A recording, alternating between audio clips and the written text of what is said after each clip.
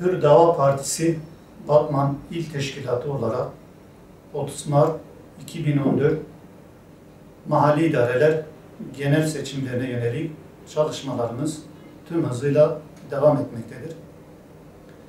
Bu çerçevede GAP Mahallesi Turgut Uzak Bulvarı üzerinde bulunan merkez seçim lokalimizin çalışmaları tüm hızıyla devam etmektedir. Lokalimizin açılışı 23.02.2014 Pazar günü saat 13.00'da gerçekleşecektir. Açılışa Genel Başkanımız Sayın Avukat Zekeriya Akçıoğlu'nun da katılacağı görkemli bir açılış yapmayı düşünmekteyiz.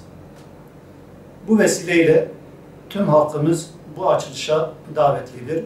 Tüm halkımızı açılışta bekliyoruz. Teşekkür ederiz.